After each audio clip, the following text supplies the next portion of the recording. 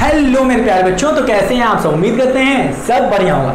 तो प्यारे बच्चों, आज के इस वीडियो में हम लोग सॉल्व करने वाले एग्जाम्पल नंबर 8। पिछली वीडियो में, कल वाली वीडियो में कह सकते हो, हम लोगों ने पढ़ा क्या कि भाई साहब ये सेल्स टैक्स क्या होता है, ये जीएसटी क्या होती है, ये वैल्यू एडेड टैक्स क्या होता है, ये सारे क्या होते हैं, बस टैक्स होते हैं, इतना याद रखो। लगता किस किस पे है, सेलिंग प्राइस पे। टैक्स हमेशा किस पे लगता है, ये कल ही पढ़ा है। टैक्स हमेशा सेलिंग प्राइस पे लगता है, ना कि कॉस्ट प्राइस पे। इस पे नहीं लगता, लगता किस पे, इस पे। यही मैं बताया था कल, और कुछ नहीं बताया। ठीक है, समझ में आया कि नहीं।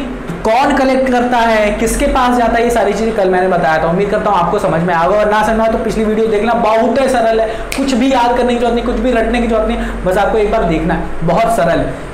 अगर देखना है तो बता देना, लिंक डिस्क्रिप्शन में मैं दे दूंगा। चलो अब देखो यहाँ पे क्या है, एग्जाम्पल नंबर 8 है। कर क्या रहे हैं यहाँ पे, कल तो हम लोगों ने सिर्फ थ्योरी समझी थी, आज हम लोग प्रैक्टिकल एग्जाम्पल करेंगे, बहुत सरल। क्या है देखो, ये टैक्स किस तरीके से हमारे प्रॉफिट को कम कर देता है। ध्यान से देखो, टैक्स क्या करता है, प्रॉफिट को कम कर देता है। ध्यान से देखो, क्या रहा है, finding sale tax. Sale tax मतलब बस टैक्स, बस दिमाग में इतना रखो। चलो आपके लिए इतना ही जरूरत है। कह रहा है the cost of a pair of a roller stakes. अब कोई रोलर स्टेक है, ठीक है, उसको खरीदा, जब शॉप पे गया, ठीक है, उसको पड़ रहा था 450 रुपए का। रोलर स्टेक्स जो था, रोलर स्टेक्स कह रहे हैं, स्केट कैसे होता है रोलर स्केट, ऐसे ही तो होता है बाबू। यहाँ पे चक्के लगे होते हैं, यहाँ पे चक्के लगे होते हैं, ऐसे करके होता है। यहाँ पे आप पैर वैर डालते हो अपना, ठीक है। अरे बना दो सर जी, सही से बनाना, अच्छे से बनाना, ठीक है। और ऐसे करके आप चलते हो आगे ना, एक ये बन गया, इसी तरीके से दूसरा होता है। तो रोलर स्केट जो है, वो जब दुकान पे गए तब आपको रुपीज 450 में वो दे रहा था, 450 में दे रहा था। अब देखो ध्यान से सुनना, यहीं से आपको सब कुछ क्लियर हो जाएगा। दुकान पे गए तो उसने कहा कि इसकी वैल्यू 450 रुपए है, बट आपने पैसा कितना पे किया, आपने मान लेते हैं पैसा किया 500 रुपए।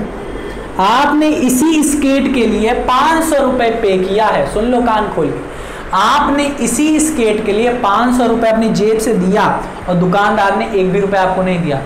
ऐसा क्यों होता है?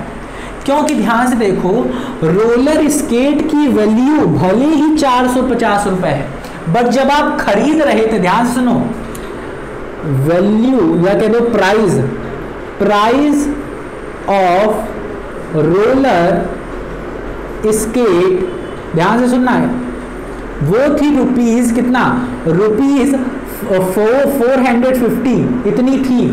बट जब आप खरीद रहे थे तो इसमें ऐड हो जाता है टैक्स, ठीक है।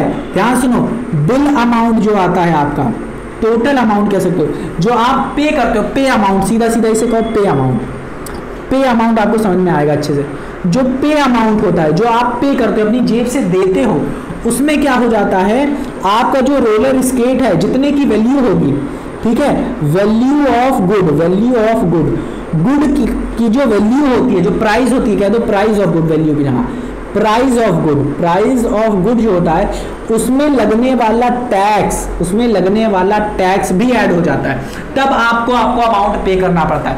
तो यहाँ पे आपने क्या किया है, 450 में कुछ टैक्स लगा है, इस पे कुछ टैक्स लगा है, और इस टैक्स की वैल्यू है, ये क्या है, 50 रुपए। माइनस करो 50, तो 50 रुपए टैक्स लगा है इस 450 में। तब आपको ये 500 का पड़ रहा है। तो याद रखना, पे अमाउंट क्या हो गया आपका, पे अमाउंट हो गया 500 रुपए, क्योंकि आपने टैक्स पे किया है। इसी वजह से टैक्स जब बढ़ा दिया जाता है तो महंगाई बढ़ जाती है। जो चीज हमें 450 का मिल रहा है, अभी टैक्स बढ़ जाए तो 500 की जगह हमें 700 भी पे करना पड़ सकता है, सिर्फ इसी 450 रुपए की चीज के लिए। तो टैक्स बढ़ेगा तो आपकी जेब भी क्या होगी, खाली होगी।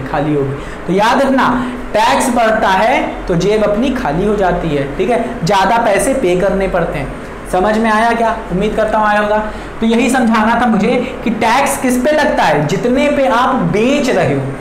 तो बेचा कितना, 450 रुपए में बेचा, बट जब बेचते हैं ना तो बेचने पे हमें एसपी पे देखो एसपी मतलब सेलिंग प्राइस पे हमेशा क्या लगता है, सेलिंग प्राइस पे ही हमेशा लगता है टैक्स। तो 450 में बेच रहे थे, हाँ कि ना, प्राइस ऑफ गुड इतने में ही बेच रहे थे, बट बेचने पे ही लगा है क्या, हमारा लगा है टैक्स।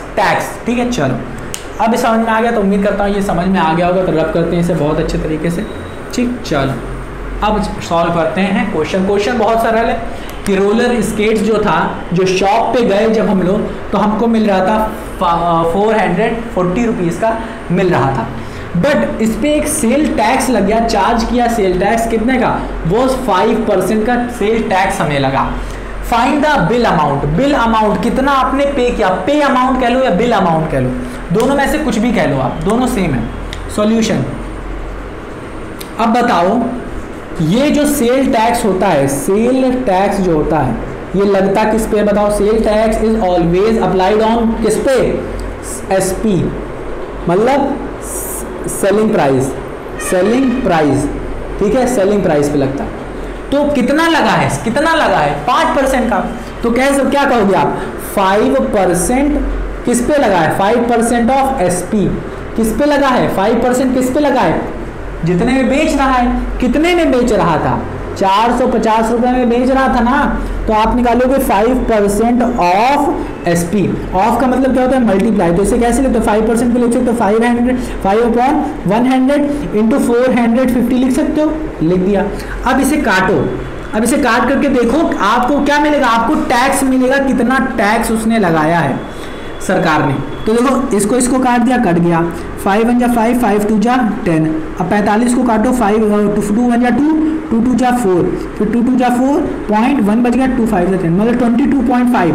टैक्स कितना आया बाबू, बताओ ना, टैक्स आया 22.5 रुपए चला गया सरकार की जेब में, सरकार के पास चला गया, गवर्नमेंट के पास चला गया। तो टोटल बिल अमाउंट उसको कितना पे करा, टैक्स लगा 22.5, किस पे लगा, एसपी पे। टैक्स किस पे लग रहा है, टैक्स किस पे लग रहा है, एसपी पे।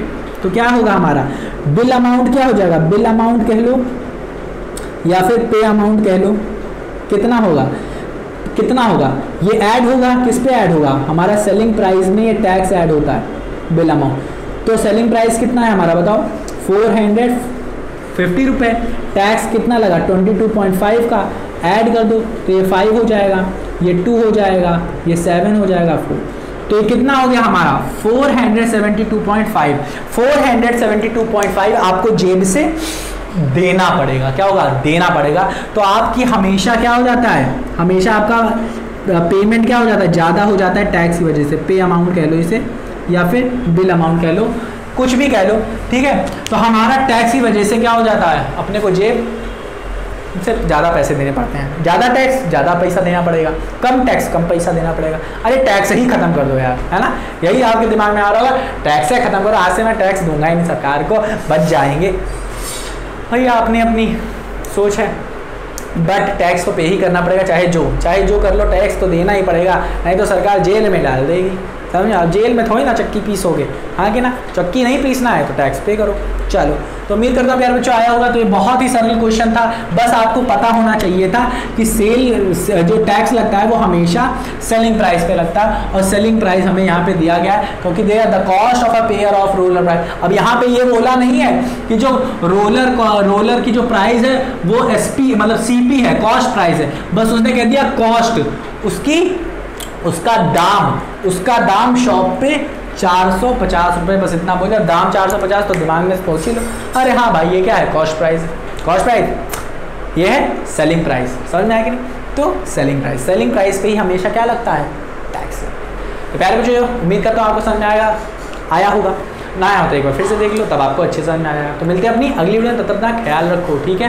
तो ना समझ में आया तो एक बार रिवाइज करना मत भूलना।